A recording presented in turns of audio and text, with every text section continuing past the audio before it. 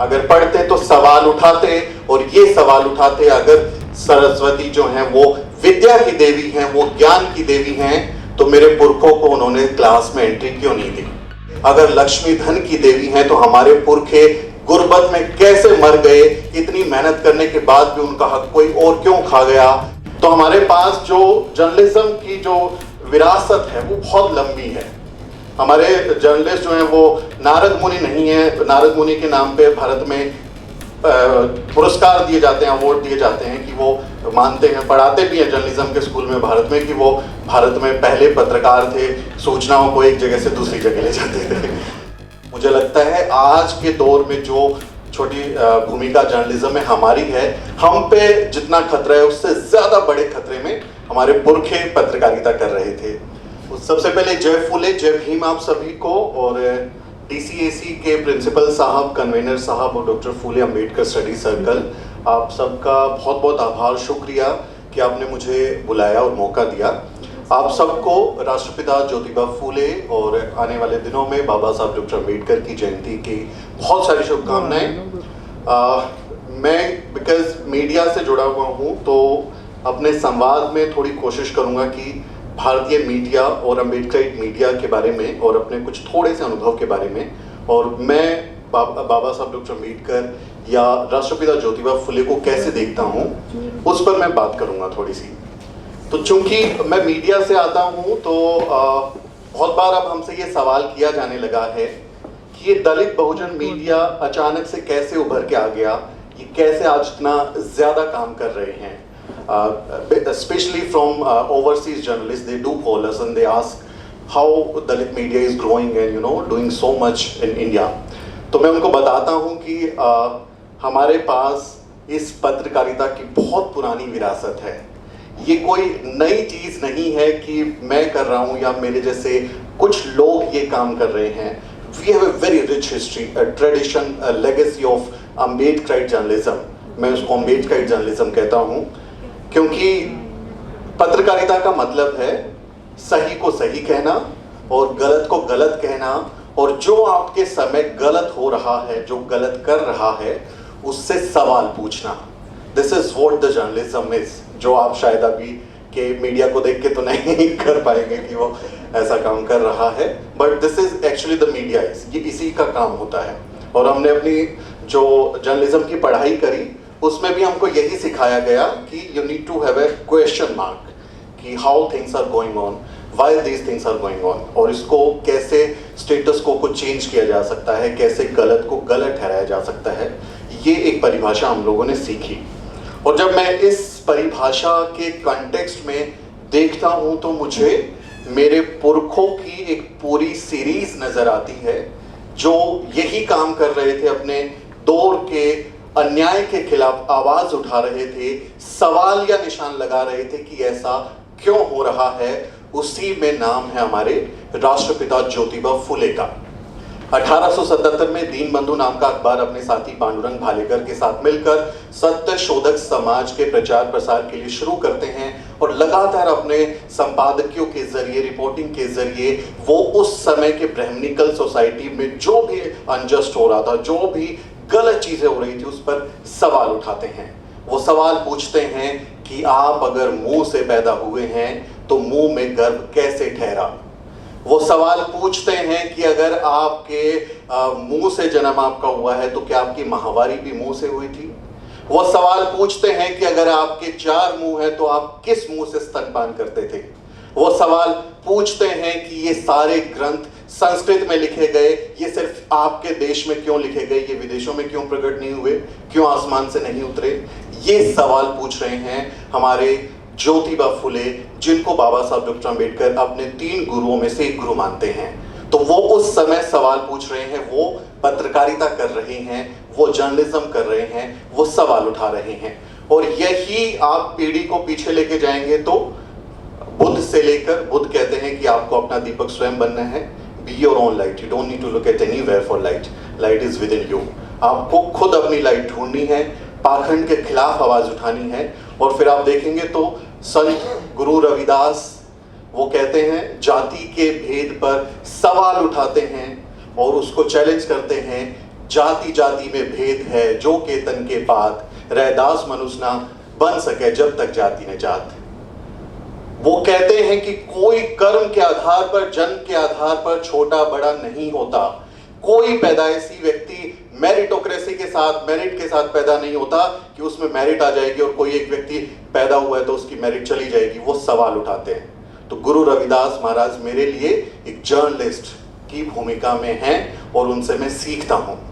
संत कबीर के पास आप जाएंगे तो कबीर सवाल उठाते हैं, जो तू बामन बामनी जाया, बान काट का हे ना आया।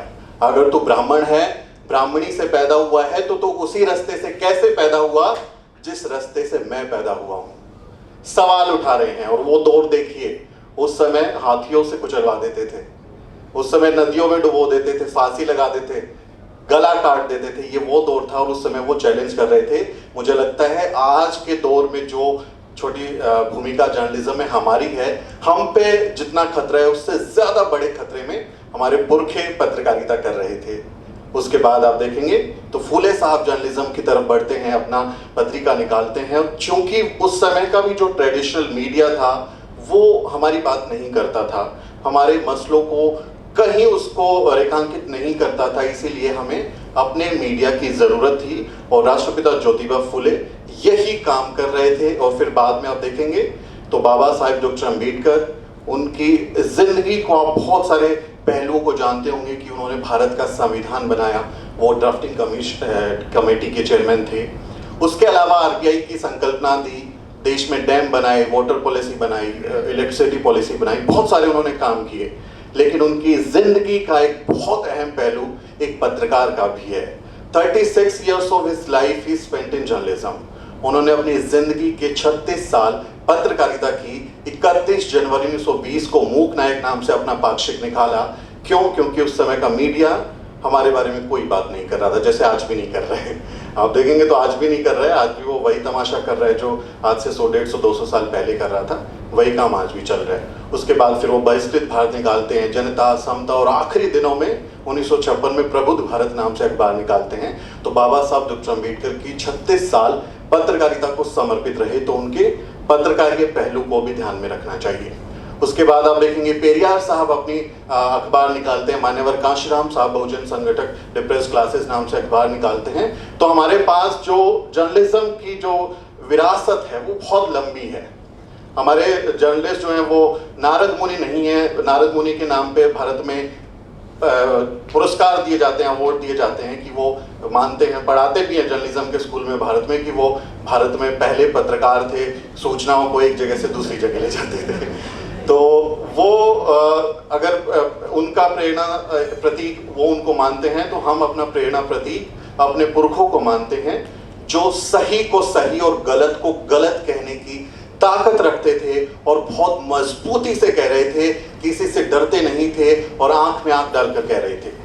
राष्ट्रपिता ज्योतिबा फुले मैं उनको क्यों कहता हूं? क्योंकि देश को बनाने में, देश की बुनियाद रखने में कि भारत कैसा होगा, भारत में रहने लायक माहौल हो, यहाँ हर आदमी को, हर औरत को, हर व्यक्ति को रहने की आज़ादी हो, उसको अपने मन चाहे शिक्षा हासिल करने की आज़ादी हो, जो वो काम चाहे वो कर सके, इसको बनाने के लिए कौन लड़ रहा था? ये हमारे पुरखे लड़ रहे थे, जो कह रहे थे कि लिंग के आधार पर भेदभाव नहीं कर सकते, आप शिक्षा से वंचित नहीं कर सकते लड़कियों को। इसीलिए 1848 में हमारे ज्योतिबा फुले, माता सावित्रीबाई फुले, फातिमा शेख, उस्मान शेख मिलके भारत में लड़कियों के लिए पहला स्कूल खोलते हैं कि आज जो आप ये Delhi college of arts and commerce की इस इमारत में, भव्य इमारत में बैठे हैं, इसकी बुनियाद हमारे पुरखों ने रखी है। वो आपके लिए शिक्षा के द्वार खोल के गए, लड़कियों के लिए स्कूल खोले, उम्र भर आजीवन आपको वो अच्छा देश बना के देने के लिए काम करते रहे। इसीलिए मैं उनकी भूमिका को राष्ट्र निर्माता के तौर पे देखता हूं, क्योंकि उनकी आइडेंटिटी सिर्फ ये नहीं कि वो माली जाति में पैदा हुए थे, आज के ओबीसी समाज से आते हैं या दलित बहुजन उनको अपना हीरो मानते हैं, नहीं। असल में वो नेशन बिल्डर थे। उन्होंने हमारे देश को बनाने में बहुत बड़ी भूमिका निभाई है। इसलिए हमें उनकी जो पूरी की पूरी योगदान है उसको राष्ट्र निर्माण के संदर्भ में भी देखा जाना चाहिए।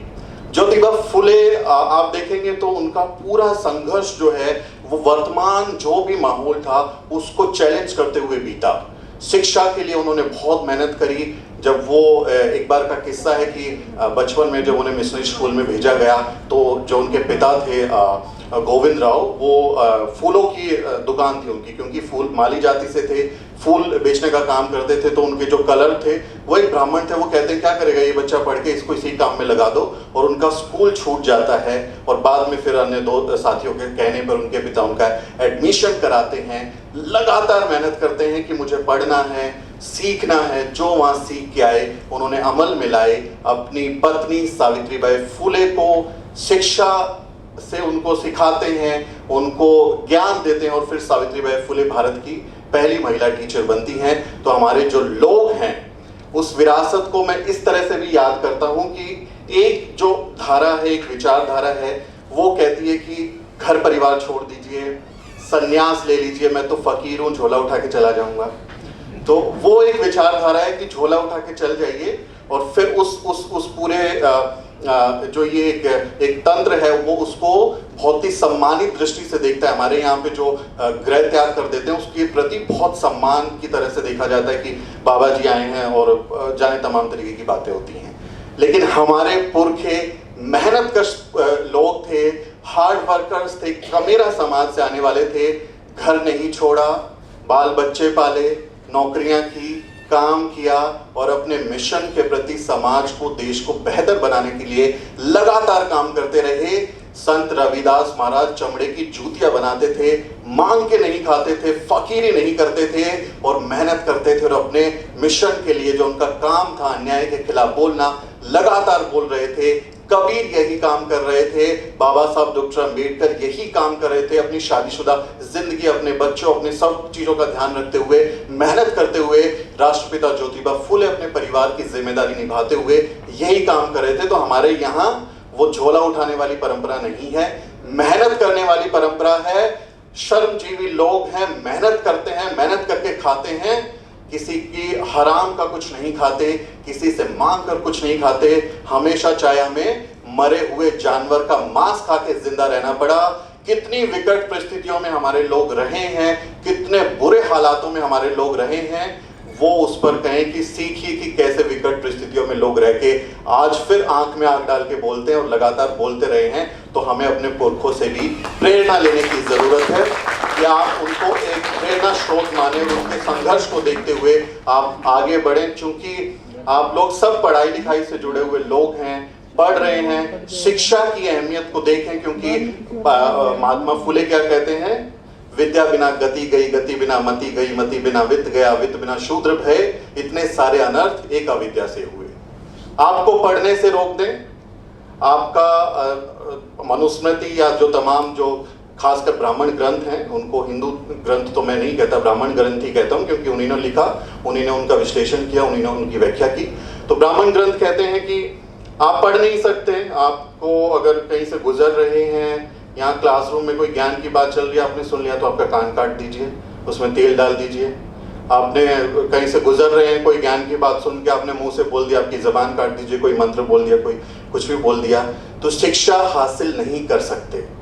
सीधे सीधे निषेध है शिक्षा का कि शूद्रों के लिए, महिलाओं के लिए, अति शूद्रों के लिए शिक्षा के दरवाजे बंद रखने हैं, और उनको पढ़ने लिखने नहीं देना है। इसीलिए हमारे फूले साहब कहते हैं कि सारा अनर्थ सिर्फ इसलिए हुआ क्योंकि शिक्षा से वंचित रखा गया, पढ़ने लिखने नहीं दिया। अगर पढ़ सकते तो सवाल उठाते, अगर पढ़ते तो सवाल उठाते, और ये सवाल उठाते अगर सरस्वती जो हैं वो विद्या की देवी हैं, वो ज्ञान की देवी हैं, तो मेरे पुरखों को उन्होंने क्लास में एंट्री क्यों नहीं दी? अगर वो सबको ज्ञान दे रही थी तो महिलाओं के लिए उन्होंने शिक्षा के दरवाजे क्यों नहीं खोले? अगर लक्ष्मी धन की देवी हैं तो हमारे पुरखे गुर्बत में कैसे मर गए? इतनी मेहनत करने के बाद भी उनका हक कोई और क्यों खा गया? अगर वो देवी हैं तो वो आके बताएं और अपनी जस्टिफिकेशन दें। तो ये सवाल उठा सकते हैं आप जब आपको शिक्षा मिलेगी। तो ये वैचारिकी जो है, ये जो द्वंद्व है, ये एक कहें कि एक ऐसी विचारधारा जो जन्म के आधार पर अपने आप को ऊंचा मानती है और दूसरे को नीचा मानती है, उस विचारधारा के साथ टकराव है। ये आप बहुत सारे लोग कहें कि ये भैया ब्राह्मण विरोधी व्यक्ति है, ये सवर्ण विरोधी है, तो हम तो किसी का विरोध नहीं करते। हम कहते हैं आपको सिर्फ एक काम करना है, समानता सीखनी है। आपको ये सीखना है कि जन्म के आधार पर, लिंग के आधार पर, पहनावे के आधार पर या किसी भी आधार पर कोई व्यक्ति बड़ा या छोटा नहीं होता। आपको सिर्फ समानता का पाठ पढ़ना है। आपको सिर्फ ये मानना है कि सब व्यक्ति बराबर हैं, चाहे वो किसी का भी, आजकल हम LGBTQI को भी उसमें जोड़ते हैं कि हर व्यक्ति समान है, समानता के साथ उसको जीने का हक है। सिर्फ आपको ये सीखना है। और हम उस विचार की मुखालफत करते हैं जो ये कहता है कि मेरी हैसियत तुमसे बड़ी है और तुम्हारी हैसियत मुझसे छोटी है। ये बड़ा लंबा संघर्ष है, सालों से चलता हुआ आ रहा है और लगातार अभी जाने कितने सालों तक चलेगा। तो उसमें स्टीरियोटाइप ना करें कि हम उस एक व्यक्ति विशेष का या एक जाति विशेष का विरोध कर रहे हैं। हम दरअसल अन्याय और असमानता का विरोध करते हैं, इनइक्वालिटी के खिलाफ हैं और ये कहते हैं कि हर व्यक्ति इस देश में, इस मुल्क में, इस पूरी दुनिया में जो पैदा हुआ है वो समान है। उसको आप बराबर मानिए, उसके साथ कोई भेदभाव ना कीजिए। तो मेरे लिए हमारे फूले साहब, बाबा साहब डॉक्टर अम्बेडकर, पेरियार, मान्यवर कांशीराम और पुरानी पूरी पीढ़ी आप देखेंगे हमारी, वो सब लोग समानता के लिए संघर्ष कर रहे हैं। उसी समानता के प्रतीक के तौर पर मैं उन्हें देखता हूं और उनके जीवन से सीखता हूं। क्योंकि मैं मीडिया से आता हूं और एक अपनी थोड़ी सी भूमिका निभाता हूं मीडिया में, तो उसमें एक सलाह आपको जरूर दे देता हूं कि अभी आप टीवी देखना छोड़ दीजिए, न्यूज़ चैनल्स देखना छोड़ दीजिए। मैं करीब 10 साल मैंने काम किया इंडस्ट्री में और ठीक ठाक पैसे कमाए, खूब काम किया। मेरे घर में आज भी टीवी नहीं है, मैं टीवी चैनल नहीं देखता और मैं सूचनाओं के लिए टीवी या ट्रेडिशनल मीडिया के ऊपर निर्भर नहीं हूँ। हम हर समय अपडेटेड रहता हूँ, तमाम सूचनाएं मुझ तक पहुँचती हैं, लेकिन मैं टीवी या अखबार या मैगजीन के लिए अपना पैसा खर्च नहीं करता। उस फूहड़ जो पूरा का पूरा तंत्र चलता है उसके लिए मैं अपने पैसे खर्च नहीं करता। क्यों? क्योंकि वहाँ एक जाति विशेष के लोग हैं, एक ऐसी मानसिकता विशेष के लोग हैं जो आपको छोटा और अपने आप को बड़ा मानते हैं। वहाँ जो बैठे हैं आप देखेंगे, मैं 4 चैनलों में मैंने काम किया, ABP न्यूज़ में, जी न्यूज़ में, इंडिया न्यूज़ में, न्यूज़ नेशन में, और मुझे पूरे अपने करियर के दौरान मुझे कोई दलित बैकग्राउंड से कोई व्यक्ति वहाँ पर नहीं मिला। जो व्यक्ति वहाँ हो और जाति को लेके उसमें थोड़ी सेंसिटिविटी हो, उसके अंदर थोड़ी अन्याय के खिलाफ लड़ने की, बोलने की एक ऐसी झुंझलाहट हो कि भाई गलत हो रहा है, बोलना चाहिए, ऐसे व्यक्ति मुझे तो नहीं मिले। मैं किसी व्यक्ति से नहीं मिला। कास्ट बेस्ड डिस्क्रिमिनेशन झेला, कास्ट टोन्स मिले। चमार हैं, चमारों को क्या मिलता है? ये तो आरक्षण की बदौलत पढ़ के आ गए हैं। कुत्तों को और चमारों को घी हजम नहीं होता, इनको लात मार के रखो वरना ये बिगड़ जाएंगे। और आपका नाम चौहान है, हमारे यहाँ तो चमार लगाते हैं, आप क्या हैं? ये सारी चीज़ें भारत के न्यूज़ रूम में हम झेल के आए हैं। तो वहाँ रहने के बाद भी यही समझ में आया कि ये जो जर्नलिज्म है, ये इसको हम मास कम्युनिकेशन की भाषा में एजेंडा सेटिंग बोलते हैं। ये एजेंडा सेटिंग चल रही है पूरी की पूरी, और इससे कम से कम आप जो हैं सावधान रहें, अपने दिमाग को थोड़ा सा रिलैक्स दें। आप कोई कार्टून देख लें तो शायद आप ज़्यादा अच्छे से कुछ सीख पाएंगे कि कैसे विज्ञान के नियमों से कुछ आविष्कार वो कर रहे हैं या कुछ बोल रहे हैं। लेकिन अगर ये देखेंगे तो सिर्फ कचरा जाएगा, उसको मत देखिए। अच्छी चीज़ें पढ़िए, शिक्षा के प्रति जागरूक रहिए, अपने अधिकारों के प्रति जागरूक रहिए और अपनी पहचान को लेकर शर्मिंदा मत रहिए। आप में से जो लोग भी दलित, आदिवासी या बहुजन बैकग्राउंड से आते हैं, आप सबको पहले तो सैल्यूट की। एटलीस्ट आप लोगों ने अपने आप को कॉन्फिडेंटली आप अपनी आइडेंटिटी को क्लेम कर रहे हैं। You are reclaiming your position कि हाँ, I belong to this community and there is nothing to shame about because I haven't created it. Those who have been benefited by the caste system, they have a privilege to be casteless, but we can't. हम तो वो हो ही नहीं सकते, हम जाति को छोड़ ही नहीं सकते। हम तो सारा काम जाति के खिलाफ करते हैं, जिंदगी भर जाति के खिलाफ बोलते हैं, हमको जातिवादी कहते हैं। ये लोग कास्टेस्ट लोग हैं, ये जाति का जहर फैला रहे हैं, लेकिन हम कह रहे हैं कि जाति को खत्म कीजिए। हम एनिहिलेशन ऑफ कास्ट की बात करते हैं। बाबा साहब डॉक्टर अम्बेडकर जो कहते थे जाति के विनाश की बात करते हैं। तो जो व्यक्ति अपनी आइडेंटिटी को लेके कम से कम कंफर्टेबल है, caste is not a matter of pride and it is not a matter of being ashamed of. तो आपको इस पे शर्मिंदा नहीं होना है और इस पे गर्व नहीं करना है कि मैं ये हूँ और मैं वो बॉय हूँ और मैं ये हूँ, तो ये you don't need to behave like this, need to behave like a human being. और इंसानों की प्रजातियाँ जातियाँ नहीं होती, जानवरों की जातियाँ प्रजातियाँ होती हैं, पक्षियों की पेड़ पौधों की जाति प्रजाति होती हैं। अगर आप इंसान हैं तो इंसान बन के रहिए, लेकिन अपनी पहचान को लेकर शर्मिंदा मत हो जाइए, क्योंकि ये आइडेंटिटी है हमारी, और ये जिन्होंने थोपी है उनसे हम सवाल कर रहे हैं कि अब आप बस कीजिए, बहुत हो गया, दिस इज इट, अब उससे ज़्यादा नहीं होगा। उसी दिशा में हमारा पूरा संघर्ष है, उसी दिशा में हमारा पूरा का पूरा काम है। और मौजूदा दौर में कहें कि जो वैचारिक माहौल बन गया है, जिसमें आप क्या पहनेंगे, कौन सी किताबें पढ़ेंगे, क्या खाएंगे, जेएनयू में कल रात क्या हुआ आप लोगों ने देखा होगा, क्या क्या आपके साथ, आप किससे शादी करेंगे, आप किससे प्यार करेंगे, लव जिहाद, जाने क्या क्या चीज़ें लेके आ गए हैं। ये वो दौर है। तो ऐसे दौर में बाबा साहब डॉक्टर अम्बेडकर, राष्ट्रपिता ज्योतिबा फुले, माता सावित्रीबाई उस्मान शेख, फातिमा शेख, कांशीराम साहब, पेरियार साहब, बुद्ध, ये हमारी पूरी पीढ़ी जो है यही इसका एक काउंटर नैरेटिव पेश करती है कि आपको गलत के खिलाफ सही को खड़ा करना है, और सही की तरफ अगर आप हैं तो आपको डरना नहीं है, परेशान नहीं होना है। थोड़ी थोड़ी कोशिश करते रहिए, अपना काम ईमानदारी से कीजिए। जहाँ पे भी आप हैं, जिस भी पोजीशन में हैं, अभी आप पढ़ रहे हैं तो सिर्फ पढ़िए, इसके अलावा कोई काम मत कीजिए। पढ़ लिखने के बाद जब अच्छी पोजीशन पे होंगे तो अपने समाज के लिए काम कीजिए। झंडे उठा के, लाठी खा के जेल में जाने की अभी ज़रूरत नहीं है, अभी आपको पढ़ना है। पढ़िए, करियर बनाइए, शानदार काम कीजिए, और अपने समाज के प्रति याद रखिए कि आप कहाँ से आए हैं और आपकी जिम्मेदारी क्या है। क्योंकि अगर यही काम बाकी लोगों ने नहीं किया होता तो आज मैं तो कम से कम यहाँ नहीं बोल रहा होता। मेरे दादा जो हैं वो जानवर की चमड़ी छील के जूते बनाते थे।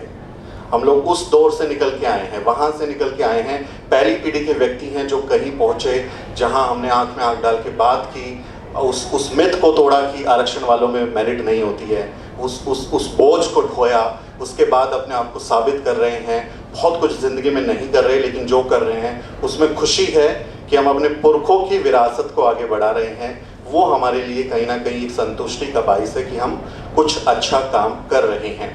तो यही मैं कहना चाहूँगा। बहुत बहुत शुक्रिया आप सबका, एक बार फिर से बहुत बहुत धन्यवाद आपका DCAC का कि आपने मुझे बुलाया और आमंत्रित किया इस बहुत ही खास मौके पे कि आज हमारे राष्ट्रपिता ज्योतिबा फुले की जयंती है। आप सबको एक बार फिर से बधाई, और खूब मेहनत कीजिए, पढ़िए लिखिए, खुश रहिए, परेशान मत होइए। वक्त आता है, गुजर जाता है, आपको उम्मीद नहीं छोड़नी है। बहुत बहुत शुक्रिया। जय फुले, जय।